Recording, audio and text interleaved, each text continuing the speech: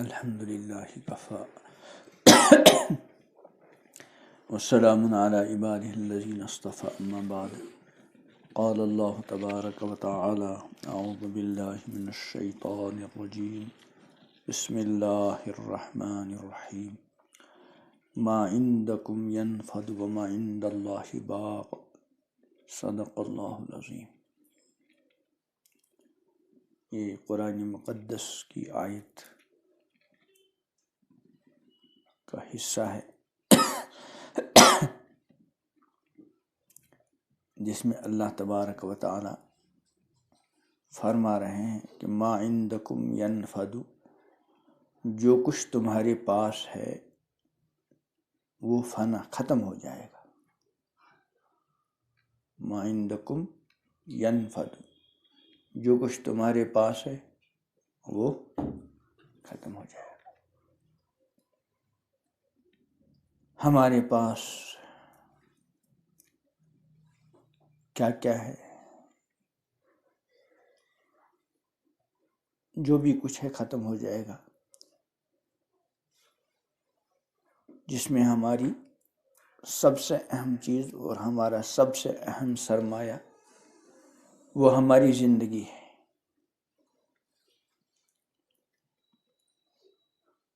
پھر زندگی کے اندر جوانی ہے، صحت ہے، وغیرہ وغیرہ۔ ان میں سے کوئی چیز باقی رہنے والی نہیں۔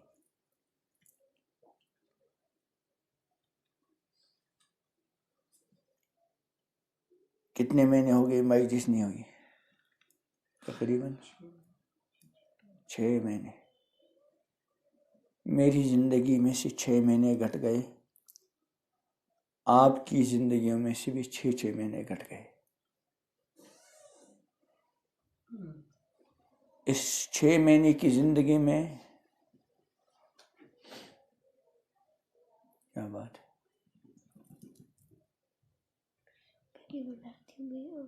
چلو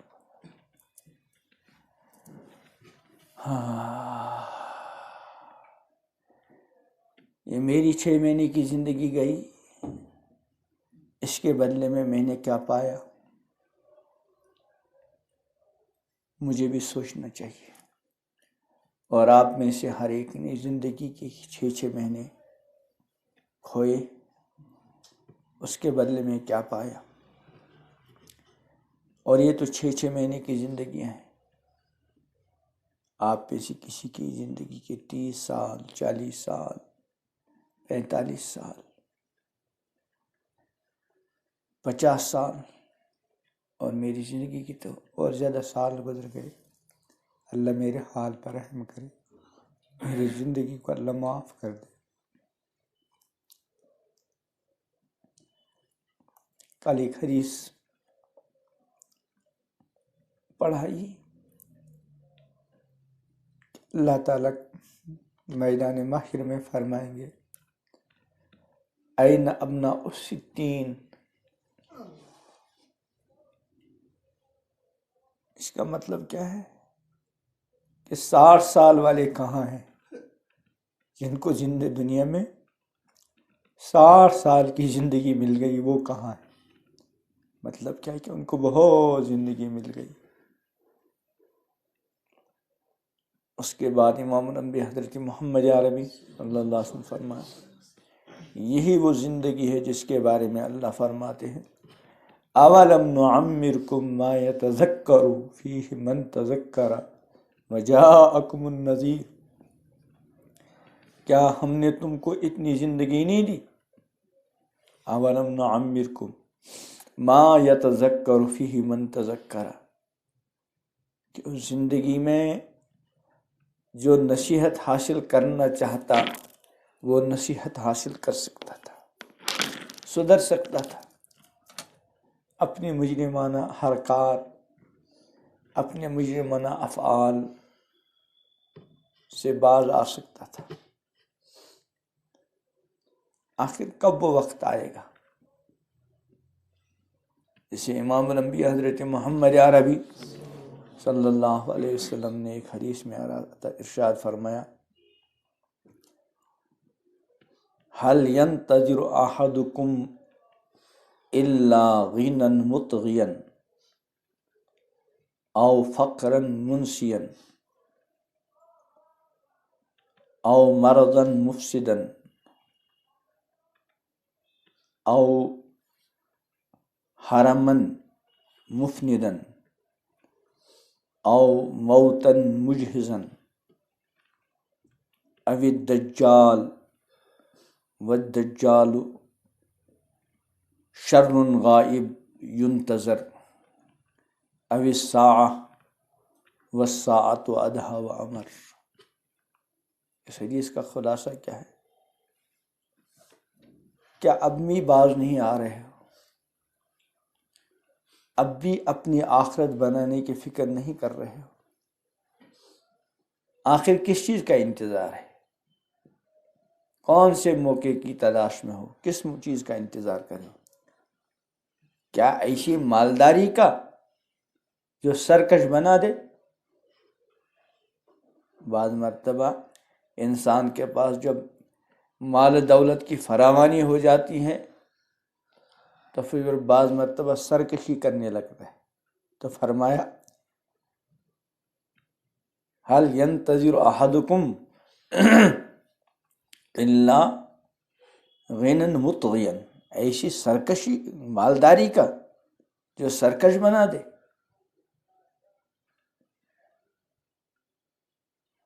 یعنی ابھی زیادہ بڑے مالدار نہیں ہو، کر لو جو کچھ کرنا ہے، ابھی موقع ہے۔ ایسا نہ ہو ایسی مالداری آ جاوے جو تم کو کیا بنا دے؟ سرکش بنا دے۔ او فقرا منسیا، یا ایسے فقر کا انتظار ہے جو بھلا دینے والا ہے۔ یعنی ابھی کھانے کو مل رہا ہے، پینے کو مل رہا ہے، رہنے کو مل رہا ہے، پہننے کو مل رہا ہے۔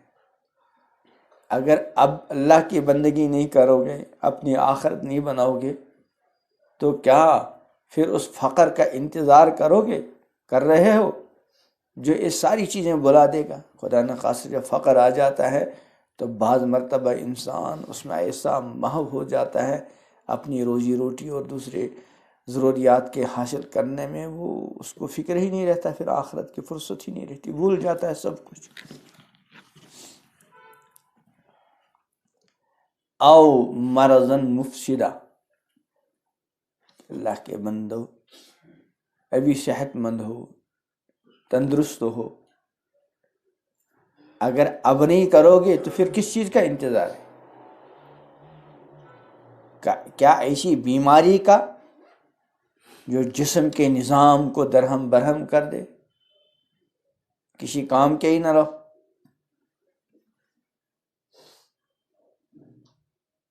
اور ابھی جوان ہو، جو کچھ کر سکتے ہو کر لو، اگر اب نہیں کرو گے تو کیا ایسے بڑھاپے کا انتظار کر رہے ہو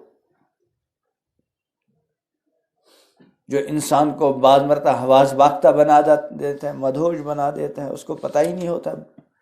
بڑھاپے میں بعض مرتبہ ایسا بھی موقع آ جاتا ہے کہ اللہ فرماتے ہیں کہ جاننے کے بعد بھی اس کو یاد ہی نہیں رہتا، میں نے کیا کیا، میں نے کیا کھایا، میں نے کیا کیا۔ کہ لا یعلم بعد علم شیئا۔ ہاں،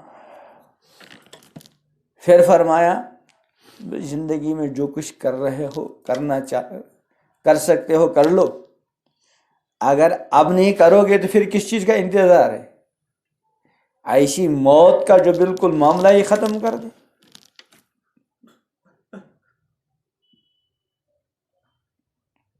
اور پھر فرمایا اب الدجال، یا پھر دجال کا انتظار کر رہے ہو، وہ دجال جس کے بارے میں حضور صلی اللہ علیہ وسلم ہمیشہ پناہ مانگا کرتے تھے، اللہم انی اعوذ بک من فتنۃ المسیح الدجال۔ اب نہیں کر رہے ہو؟ کیا مسیح دجال کا انتظار کر رہے ہو؟ یہ دجال کیا ہے؟ فرمایا شر غائب ینتظر، ایک ایسا شر ہے جو فی الحال ہے تو غائب لیکن اس کا انتظار ہے، آئے گا۔ اب تو دجال کا زمانہ قریب آ رہا ہے، دجالی دور شروع ہو چکا ہے۔ اب الساعہ، یا پھر سب سے اخیر والے معاملے کا انتظار کر رہے ہو، قیامت کا۔ تو مطلب یہ ہے کہ جو کچھ انسان کو کرنا ہے وہ کر لے، اور اپنی گزشتہ زندگی پر نظر دوڑا دے کہ مجھے کس طرح زندگی گزارنی تھی اور میں نے کیا کیا۔ اپنی زندگی کو اور اپنی زندگی کے اعمال کو اللہ کی بارگاہ میں معافی کے لیے پیش کر دیا کریں۔ رب العالمین کو اپنے بندوں کی ندامت، شرمندگی بہت پسند آتی، لیکن یہ ندامت شرمندگی جب ہی پیدا ہوگی جب انسان اپنی گزشتہ زندگی کو بار بار سوچے۔ اللہ نے آنکھوں کی اتنی عظیم نعمت عطا کی، ہم میں سے کون ایسا ہے جو آنکھوں کی خیانت کا مرتکب نہ ہوا؟ اور کوئی اپنی جگہ سوچے، اتنی عظیم دولت ہے، اتنی عظیم نعمت ہے اللہ کی دی ہوئی یہ آنکھیں، اللہ کی دی ہوئی یہ زبان، اللہ کے دیے ہوئے یہ ہاتھ پیر، اللہ کے دیے ہوئے دل و دماغ، اللہ تعالیٰ کی دی ہوئی یہ عظیم صلاحیت ہے، کتنی عظیم، لیکن ہم نے ان سے کیا کام لیا؟ اللہ کا کتنا شکر ادا کیا۔ ہمیں کوئی ذرا سا جوتا لا کر دے، ٹوپی لا کر دے، کوئی اور استعمال کی چیز لا کر دے،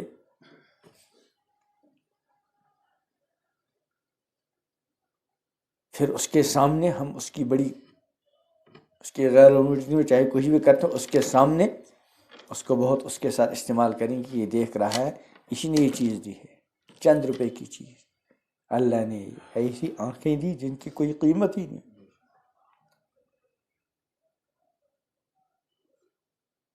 اور ان آنکھوں کے استعمال کا اللہ نے ضابطہ مقرر کر دیا کہ دیکھنے کے لیے دی ہیں آنکھیں، لیکن کہیں کہیں ہمارا حکم ہوگا کہ ان آنکھوں کو مت اٹھاؤ، جھکاؤ۔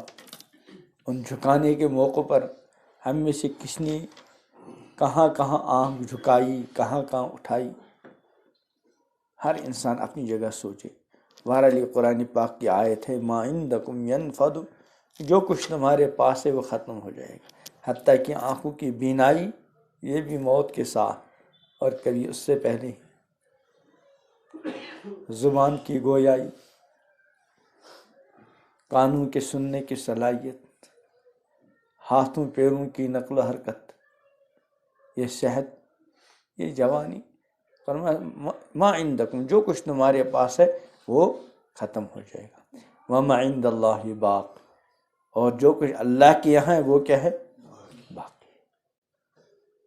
اس لیے ہر انسان بار بار بار بار اپنا محاسبہ کرتا رہے، اپنے اعمال کو اللہ کی بارگاہ میں پیش کرتا رہے، ندامت کے آنسو اللہ کی بارگاہ میں پیش کر دے۔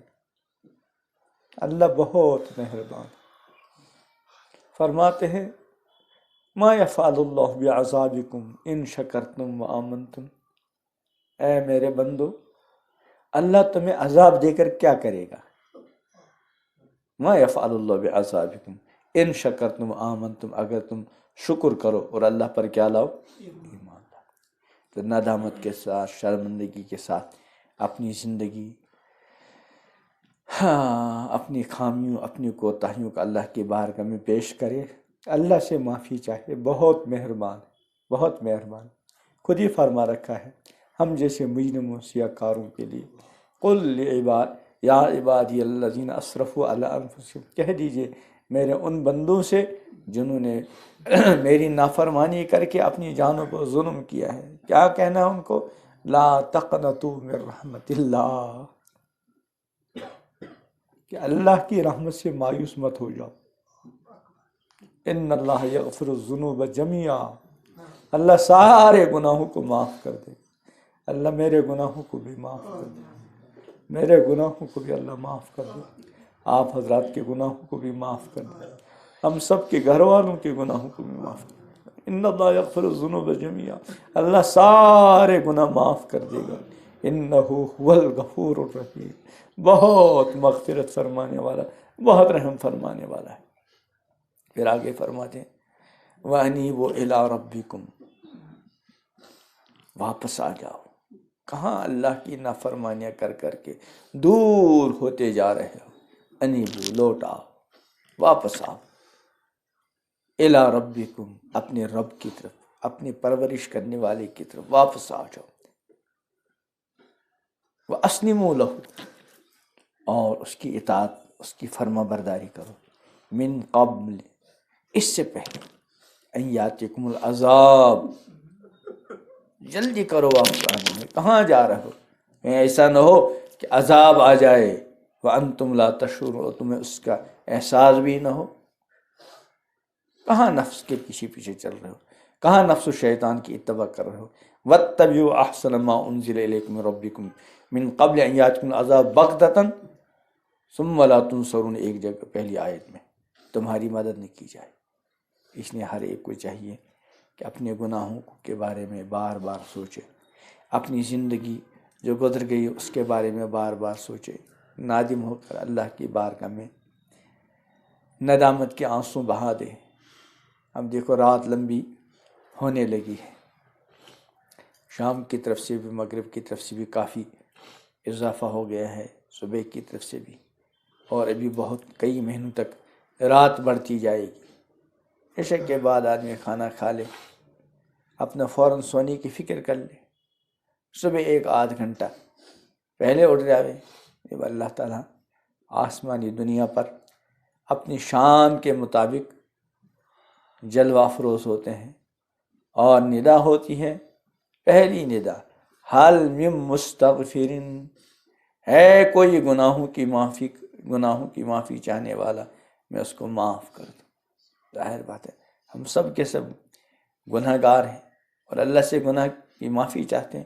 جب اللہ ادھر ہی سے کہہ رہے ہوں کہ میں ہے کوئی گناہوں کی معافی چاہنے والا، اس کو معاف کر دوں، اب بندہ اس وقت ندامت کے ساتھ اپنے ہاتھ اللہ کی بارگاہ میں اٹھاوے اور اللہ سے کہہ دے اللہ مجھے معاف کر دے۔ اللہ تو پہلے ادھر ہی سے کہہ رہے ہیں ہے کوئی مانگنے والا اس کو عطا کرو۔ تو لمبی رات ہو رہی ہے، صبح تھوڑا ایک گھنٹہ آدھ گھنٹہ اذان سے پہلے اٹھ جائیں، اللہ سے مانگے، اور جو کچھ ہو گیا سو ہو گیا، اللہ سے سچی توبہ کر کے اپنی زندگیوں کی نئی شروعات روز بندہ اللہ کی بارگاہ میں توبہ کر دے۔ روز توبہ بہت بڑی نیکی ہے۔ ان اللہ یحب التوابین، اللہ تعالیٰ توبہ کرنے والوں کے ساتھ محبت کرتے ہیں، محبت۔ اللہ مجھے بھی ایسا توبہ عطا کر دیں، آپ حضرات کو بھی عطا کر دیں۔ اور حدیث میں آتا ہے کہ اللہ تعالیٰ اپنے بندے کی توبہ سے بہت خوش ہوتے ہیں۔ پھر مثال سے سمجھایا کہ ایک آدمی کہیں سفر میں تھا، اس کے ساتھ اس کا گھوڑا تھا، اونٹ تھا، اس پر اس کا سارا زاجرہ کھانے پینے وغیرہ کا سامان تھا، اور چلا گیا کہیں جنگل میں۔ پہلے زمانے میں جگہ جگہ پانی کھانے کا انتظام تو نہیں ہوتا تھا۔ پھر وہ کہیں راستہ بھول گیا، اب تھک گیا، کہیں لیٹ گیا، آنکھ کھلی تو دیکھا وہ گھوڑا ہی نہیں ہے وہاں، اور اس پر جو کھانے پینے کا سارا سامان وہ لے کر چلا گیا۔ اب بیچارہ پریشان حال، بہت ڈھونڈا، کہیں نہیں ملا، تھک ہار کر جو ہے پھر ایک درخت کے نیچے لیٹ گیا کہ اب تو مرنا ہی ہے، تو چلو یہیں بیٹھ کر مر جاؤں۔ پھر آنکھ لگ گئی، تھوڑی دیر میں آنکھ کھلی تو دیکھا وہ گھوڑا واپس آ گیا ہے اور سارا زاجرہ اس کے اوپر ہے۔ کہا اتنا اللہ، اب تو وہ زندگی سے مایوس ہو چکا تھا، لیکن جب اچانک یہ پھر دیکھا کہ وہ تو سارا معاملہ موجود ہے، زاجرہ بھی اس پر ہے، تو اتنا خوش ہوا کہ خوشی کے مارے کہنا تو یہ چاہتا تھا اے اللہ تو میرا رب ہے، میں تیرا بندہ ہوں، لیکن خوشی میں اس کو اتنا بھی ذہن میں مجھے کیا کہنا چاہیے، یوں کہنے لگا کہ میں تیرا رب ہوں تو میرا بندہ ہے، یعنی خوشی میں اس کو یہ بھی نہیں رہا مجھے کیا کہنا چاہیے. فرمایا جس طرح وہ اپنے اس گھوڑے اور اپنے اس زاد راہ کے واپس آنے پر خوش ہوا، اللہ تعالیٰ کسی بندے گنہگار جو اللہ سے گویا کہ دور ہو چکا تھا اس کے دوبارہ سچی توبہ کرنے سے اللہ تعالیٰ اس سے زیادہ خوش ہوتے ہیں. اللہ تعالیٰ مجھے بھی ایسی توبہ عطا کرے، آپ حضرات کو بھی ایسی توبہ عطا کرے. اس زندگی کا جو عظیم سرمایہ اب تک گزر چکا، ہم اللہ کی بارگاہ میں اقرار اور اعتراف کرتے ہیں کہ پروردگار ہمیں جس طرح زندگی گزارنی تھی واللہ ایسا نہیں ہو سکا، جو سوچا بھی تھا وہ بھی نہیں ہو سکا. رب العالمین آپ ارحم الراحمین ہیں، آپ مغفرت فرمانے والے ہیں، آپ معاف کرنے کو پسند کرتے ہیں. یا اللہ یہ تیرے بندے تیرے لیے آئے ہیں، ان کے آنے کے تو فعل میرے گناہوں کو بھی معاف کر، میرے گناہوں کو معاف کر، میرے گناہوں کو معاف کر، اور ان سب کی کوتاہیوں کو بھی معاف کر. ہم سب کو پکی سچی توبہ کر عطا. یا اللہ ہم آپ کی بارگاہ میں ہر طرح کے گناہوں سے توبہ کرتے، ہر طرح کے گناہوں سے توبہ کرتے، ہر طرح کے گناہوں سے توبہ کرتے. رب العالمین آپ معاف کیجیے، آپ معاف فرمائیے، آپ معاف فرمائیے. ہم نے آپ کی بے شمار دی ہوئی نعمتوں کا یا اللہ آپ کی مرضی کے خلاف استعمال کیا. ہم نادم ہیں، شرمندہ ہیں. آپ معاف کیجیے، آپ معاف کیجیے، ہمیں معاف کیجیے، ہم سب کے گھر والوں کو، اہل و عیال کو، اعزا و اقارب کو معاف کیجیے. ربنا تقبل منا انک انت السمیع العلیم. صلی اللہ